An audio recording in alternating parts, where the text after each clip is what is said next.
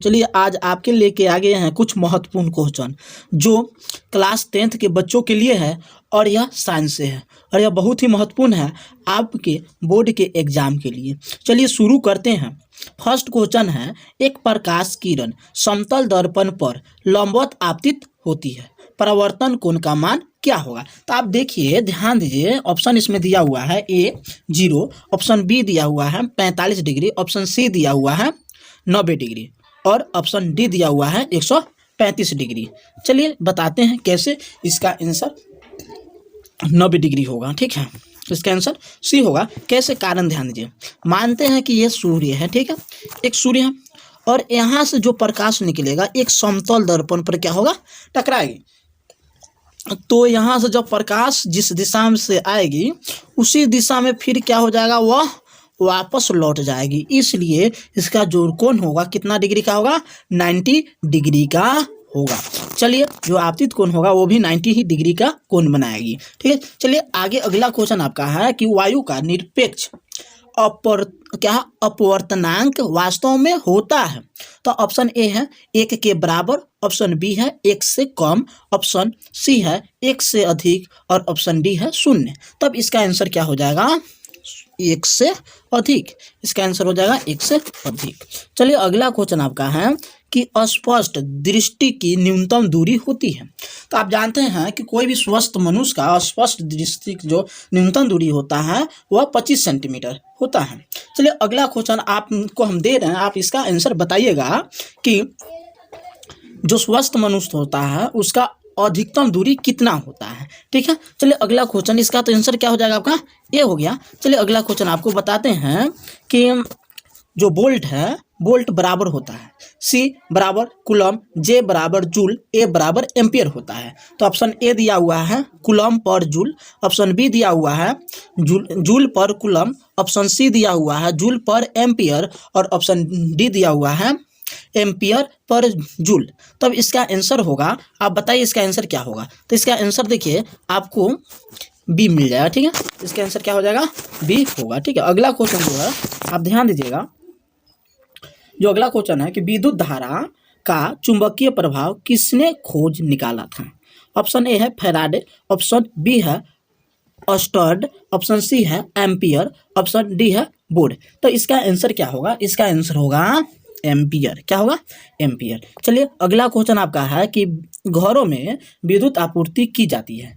Option A है 220 volt दृष्टि धारा यानी डीसी, ऑप्शन बी है क्या है 12 वोल्ट दृष्टि धारा यानी डीसी, ऑप्शन सी है 220 वोल्ट प्रत्यावर्ती धारा यानी अल्टरनेटिंग करंट एसी। ठीक है, ऑप्शन डी है 12 वोल्ट प्रत्यावर्ती धारा यानी इसका आंसर आपका क्या होगा? तो सी हो जाएगा। ठीक है, क्या हो जाएगा? 220 वोल्ट घरों में क्या किया जाता है? विद्युत आपूर्ति की जाती है।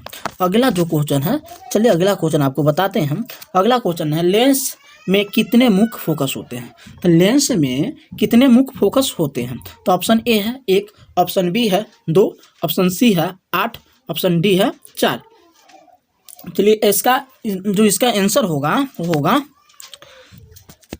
क्या है? 2। ठीक है, क्या हो जाएगा? 2 हो जाएगा। ठीक, चलिए अगला क्वेश्चन केमिस्ट्री से है कि तांबा और जिंक के मिश्र धातु को क्या कहते हैं?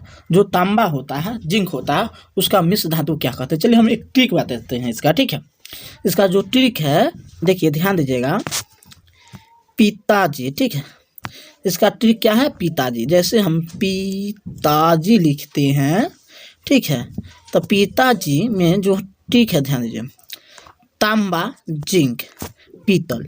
जो पीतल है वह तांबा और जिंक का मिश्रण है। तो यानी पी है वह ताजी का मिश्रण है, तो तांबा और जिंक का मिश्रण है। ठीक है, तांबा और जिंक का मिश्रण है।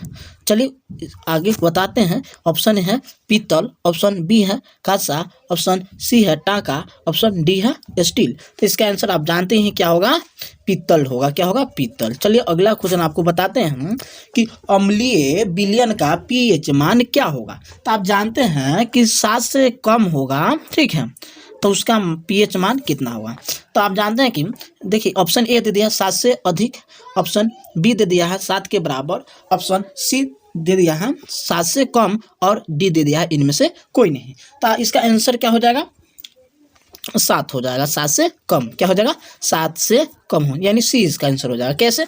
ध्यान दीजिए कि जो भी अम्ल होता है, एसिड होता है, ठीक है, एसिड वह क्या होता है? 7 से कम होता है। उसका पीएच मान कितना होता है? 7 से कम होता है। लेकिन जो क्षार होता है, बेस होता है, ठीक है, क्या होता है? बेस, उसका क्या है कि ये हमेशा क्या होता है? 7 से अधिक होता है। उसका पीएच मान कितना होता है? 7 से अधिक। चलिए अगला क्वेश्चन आपका है कि एल्केन का समान सूत्र है। तो जानते हैं अल्केन का समान सूत्र क्या होता है। चलिए इसमें दिया ऑप्शन ए दिया CnH2n+4 दिया हुआ है ए में, और बी में दिया है CnH2n, और सी में दिया हुआ है CnH2n+2, डी में दिया हुआ है CnH2n-2। तो अल्केन का समान सूत्र क्या होता है? CnH2n+2 होता है। इसका आंसर क्या हो जाएगा? सी हो जाएगा। क्या हो जाएगा? सी। और अल्कीन का समान सूत्र होता है CnH2n, और अल्काइन का समान सूत्र होता है CnH2n-2 होता है। चलिए अगला क्वेश्चन आपको बताते हैं। अगला क्वेश्चन क्या है? ध्यान दीजिए, अगला क्वेश्चन है कौन शून्य वर्ग का तत्व है? तो कैल्शियम शून्य वर्ग का तत्व ऑप्शन ए में दे दिया है, और ऑप्शन बी में दे दिया है ब्रोमीन, ऑप्शन सी में दे दिया हीलियम, और ऑप्शन डी में दे दिया है लिथियम। तब इसका आंसर जो होगा वो होगा हीलियम, यानी सी होगा। क्योंकि यह इसका जो हीलियम है, हीलियम के जो परमाणु संख्या 2 होता है, परमाणु संख्या 2 होने के कारण इसका कक्षा फुल हो जाता है। लेकिन यह एस ब्लॉक का एलिमेंट है, लेकिन इसको पी ब्लॉक एलिमेंट में रखा जाता है, वो भी 18वें ग्रुप में रखा जाता है। कारण क्या है? कि इसका कक्षा फुल हो जाता है इसलिए। और यह किसके तरह व्यवहार करने लगता है? हीलियम अक्रिय गैस की अक्रिय कर है कि शून्य वर्ग के तत्व की तरह क्या करने लगता है? व्यवहार करने लगता है। ठीक है, चलिए अगला क्वेश्चन आपको बताते हैं। अगला क्वेश्चन जो है कार्बन की संयोजकता क्या होता है? तो आप जानते हैं कार्बन की संयोजकता क्या होता है। ठीक है, तो कार्बन की जो संयोजकता है वह देखिए, कार्बन की संयोजकता क्या है? तो आप जानते हैं कि कार्बन की परमाणु संख्या कितना होता है? 6 होता है। तो यहाँ ध्यान दीजिए, इसकी संयोजकता कैसे निकालते हैं। आपको इलेक्ट्रॉनिक विन्यास आता ही होगा। ठीक है, 1s2 2s2 और यहाँ पर 2p कितना हो जाएगा? 6 हो जाएगा ना। 2p 6 हो जाएगा। तो यहाँ पर ध्यान दीजिए, 2 2 4 2 6, देखिए 2 4 कितना हो जा रहा है? 10 हो जा रहा है। लेकिन 10 नहीं, इसके परमाणु संख्या कितना है आपका?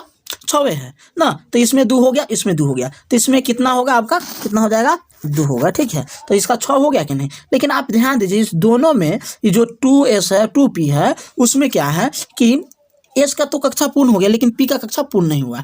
इसलिए इसके जो पावर वाला होता है, हमको उसको क्या करते हैं? जोड़ देते हैं। वही क्या कहलाता है? आपका संयोजकता कहलाता है। ठीक है, तो इसलिए ऑप्शन इसका दिया हुआ है ए 2, ऑप्शन बी है 4, ऑप्शन सी है 6, और ऑप्शन डी है 12। तब इसका आंसर क्या हो जाएगा? आप जान गए, इसका आंसर हो जाएगा 4, यानी 20 का आंसर हो जाएगा। ठीक है, चलिए अगला क्वेश्चन आपका है कि किस आवर्त में सबसे अधिक तत्व होते हैं? तो आवर्त देखिए, आवर्त दे दिया है इसमें चौथा, आवर्त दे दिया है 5वां, और आवर्त दे दिया है 6ठा, और आवर्त है 7वां। तो इसका आंसर हो जाएगा 6ठा। ठीक है, क्या हो जाएगा? 6ठा। चलिए अगला क्वेश्चन आपको बताते हैं। अगला क्वेश्चन है कि CHO अक्रियशील मूलक को क्या कहते हैं? तो आप ध्यान दीजिए, जो CHO है उसको क्या कहते हैं? तो यहाँ ध्यान, ऑप्शन दिया हुआ है ए कीटोन, ऑप्शन बी दिया है एल्डिहाइड, ऑप्शन सी है अम्ल, और ऑप्शन डी है ईथर। तो आप जानते हैं इसका आंसर क्या होगा? आप देखिए, इसका आंसर हो जाएगा एल्डिहाइड। क्या हो जाएगा? एल्डिहाइड। ठीक है, चलिए और इसमें जो दे दिया है उसका भी हम बताते हैं। ठीक है, तो एल्डिहाइड होता है, और ईथर का जो आंसर होगा, ईथर का आंसर होगा ओ। ठीक है, क्या होगा? ओ। तो इसमें इस तरह का बॉन्ड दिया रहेगा। ठीक है, उसके बाद अम्ल क्या होता है? COOH। अम्ल का क्या होता है? COOH होता है। कीटोन का क्या होता है? तो कीटोन का होता है CO। क्या होता है? CO। चलिए आप अगला क्वेश्चन आपको बताते हैं। अगला क्वेश्चन क्या है? ध्यान दीजिए, तो इसका क्वेश्चन है अगला कि पारिस्थितिक तंत्र में ऊर्जा का प्रवाह होता है। तो ऑप्शन ए है एक दिशीय, ऑप्शन बी है द्विदिशीय, ऑप्शन सी है बहुदिशीय, ऑप्शन डी है सभी। तो इसका आंसर क्या हो जाएगा? यह बायोलॉजी से है, और इसका आंसर हो जाएगा ए एक दिशीय होगा। ठीक है, अगला क्वेश्चन आपका है पादप अपशिष्ट संचित रहते हैं। तो जो भी पादप होता है वह अपशिष्ट कहाँ संचित रहते हैं? मानो उसका जो अपशिष्ट पदार्थ वो कहाँ होता है?